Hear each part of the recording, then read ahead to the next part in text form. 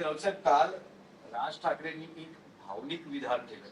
त्यांचं असं म्हणणं होतं की शिवसेना पक्ष सोडणं हे मला घर सोडण्यासारखं होतं आणि गेल्या 20 वर्षात जे काही घडलेलं आहे, मलाही माझ्या चुका समजलेल्या आहेत, उद्धव ठाकरेंनाही समजलेल्या आहेत आणि आता हे सगळं सोडून द्यायला. तर जसं पवार कुटुंब हे कुटुंब म्हणून एकत्र आहे आणि पक्ष म्हणूनही एकत्र येत आहे, तसं ठाकरे बंधूंच्या बाबतीत काही घडू शकतं. पक्ष म्हणून आम्ही एकत्र आलो ना. तुमचा प्रश्न चुकीचा आहे. त्यांचं जे तिसरं वाक्य आहे ते अत्यंत महत्त्वाचं आहे. थर्ड स्टेटमेंट की आता आम्ही सगळं विसरून एकत्र आलेलो आहोत. सगळं विसरायला पाहिजे महाराष्ट्रासाठी. त्यातलं हेच वाक्य महत्त्वाचं आहे ना. याच भावना महत्त्वाच्या आहेत दोघांच्या वतीनं. आता कशाला प्रश्न विचारताय? नका विचारू. तुम्ही राष्ट्रवादी काँग्रेसबद्दल बोलताय. आता शरद पवार महाविकास आघाडीमध्ये नसतील, कारण तुमचा असा भाग आहे की दोन्ही राष्ट्रवादी एकत्र झाले आहेत किंवा असं दिसतंय.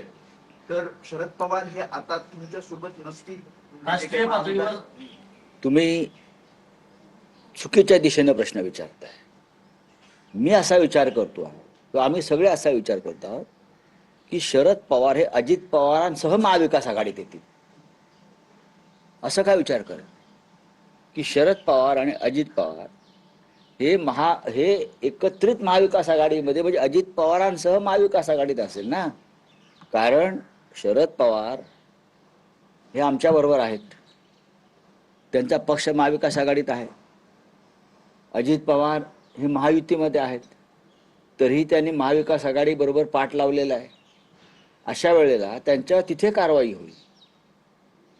तिथे कारवाई होईल. आणि आमच्या माहितीनुसार आणि खात्री मला अशी आहे की भविष्यामध्ये शरद पवार अजित पवार एकत्रित महाविकास आघाडी तुम्हाला दिसतील. त्यांना पडावं लागेल. एका दगडावर दोन पाय कसे ठेवणार? दोन दगडावरती पाय कसे ठेवणार? त्यांना काहीतरी एक सोडावं लागेल ना, किंवा काहीतरी एक स्वीकारावं लागेल. रावसाहेब, भाजपचे नेते अनेकदा आठवण करून देत असतात, सिंचन घोटाळ्याची फाईल अजून ओपन आहे. बघा, मेलं मेंढरू आगीला भीत नाही. तुम्ही त्यांना एकदा क्लीन चिट दिली आहे ना. तुम्ही एकदा क्लीन चिट दिली आहे या सगळ्या घोटाळ्यात. स्वतः प्रधानमंत्र्यांनी गर्जना करून पण ते सरकारमध्ये आले. आता कोणत्या तोंडाने तुम्ही त्यांची फाईल ओपन करणार आहात? त्या फाईलमध्ये काय आहे की नुसता डरकाळ्या फोडताय पोकळ? छगन भुजबळ यांच्या विरोधामध्ये किती बोंबा मारल्या ती पहिली केस आहे. छगन भुजबळ 2.5 वर्ष जेलमध्ये राहिले. आमच्यासारखे लोकही राहिले. पण आज भुजबळच्या सर्व प्रकरणामध्ये ईडी पासून EOW पर्यंत त्यांना निर्दोष असल्याचा निकाल दिला. याबद्दल या राज्याच्या गृह खात्यानं आणि ईडीनं प्रायश्चित घेतलं पाहिजे.